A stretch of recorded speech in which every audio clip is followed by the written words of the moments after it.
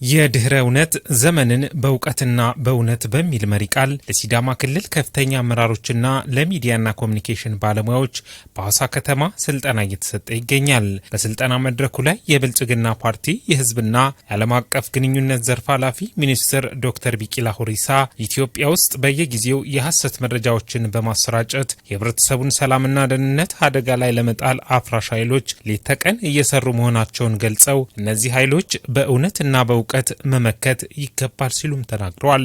በድህረ እውነት ዘመን ደግሞ የሰው ልጅ እውነትን ከውሸት መለየት የሚቸገርበት፣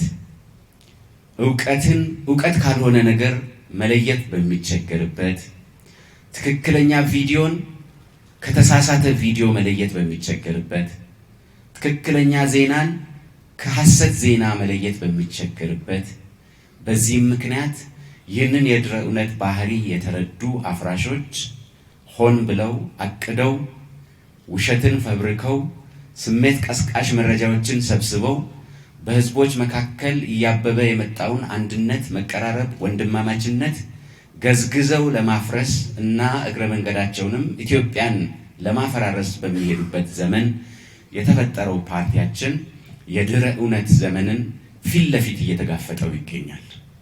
የድህረ እውነት ዘመንን ፊት ለፊት የምንጋፈጠው እውነትንና እውቀትን በመያዝ ነው። እውነት ሐሰትን ሊያሸንፍ አይችልም። እውቀት ጥራዝ ነጠቅ መረጃዎችን ሊያሸንፍ አይችልም። ይህ ሊሆን የሚችለው የድህረ እውነት ባህሪን ተረድቶ እውቀት ያለውና እውነትን የጨበጠ አመራርና ባለሙያ ሲኖር ብቻ ነው። አመራሩና ባለሙያው የድህረ እውነት ዘመንን በአግባቡ ተረድቶ እውቀትን በመጨበጥ የሐሰት መረጃዎችን ማጋለጥ ይኖርበታል ሲሉም ዶክተር ቢቂላ ሁሪሳ አክለዋል። ኢትዮጵያውያን ከድህነት ለመውጣት የሚያደርጉት ጥረት ወደኋላ እንዲመለስና እንዲደናቀፍ፣ በዚህም አንገቷን ዝቅ ያደረገች የፈራረሰች አገር እንድትኖር ከሀገር ውስጥና ከውጭ ተቀነባብረው ተቀናጅተው አቅደው በሚሰሩበት ዘመን ድህረ እውነት ማለት ምን እንደሆነ እጅ እግር አውጥቶ ፊት ለፊታችን በሚሄድበት ዘመን በዚህ ጉዳይ ላይ ተጨማሪ እውቀት፣ ተጨማሪ ክህሎት፣ ተጨማሪ ግንዛቤ መያዝ እጅግ በጣም ወሳኝ በመሆኑ እዚህ የተገኛችሁ የስልጠናው ተካፋዮች፣ ከፍተኛ አመራሮችና እስከታች ያላችሁ ባለሙያዎች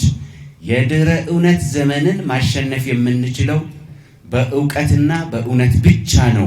የሲዳማ ክልል ብልጽግና ፓርቲ ቅርንጫፍ ጽህፈት ቤት ኃላፊ አቶ አብርሃም ማርሻሎ በበኩላቸው ኢትዮጵያ ውስጥ እየተሰራጨ ያለው የሐሰት ፕሮፓጋንዳ ለመመከት ዘመኑና ቴክኖሎጂ የፈጠረውን ምቹ ሁኔታ ለሀገር ብልጽግናና ለተቋም ሪፎርም ግንባታ በመዋል የብልጽግና ፓርቲ ያስመዘገባቸውን ድሎች ለህዝብ በሚገባ በማስተዋወቅ ሊሆን እንደሚገባም አንስተዋል። በዚህ በድህረ እውነት ዘመን የሐሰት ፕሮፓጋንዳ አጥንት ፈጥሮ ስጋና ህይወት ዘርቶ እውነት በማስመሰል እና በማቅረብ ፓርቲያችንን በመንግስትና በህዝብ መካከል ጥርጣሬንና ለመተማመንን መራራቅን በመፍጠር ስርዓት ለመቀልበስ የሚተጉ ኃይሎች እውነትን በመድፈቅ በሐሰት ፕሮፓጋንዳ ያሳሰበ በላይነትን ለመጎናጸፍ ብርቱ ትግል የሚያደርጉበት ወቅትና ጊዜ ላይ የምንገኝ እንደመሆኑ መጠን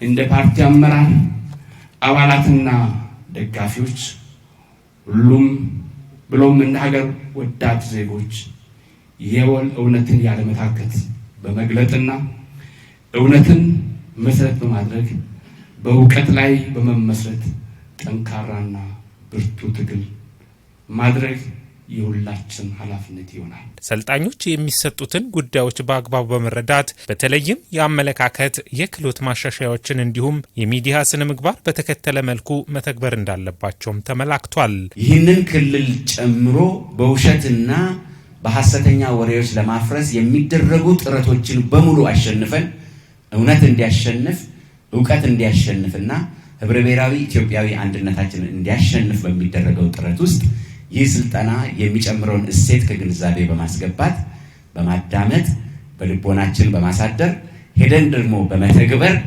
የኢትዮጵያን የዚህን ክልል ህዝብ እንዲሁም ህብረ ብሔራዊ አንድነታችን አሸንፎ እንዲወጣ ለማድረግ እንችላለንና በዚህ ስፍራ ስለተገኛችሁ እጅግ አመሰግናለሁ።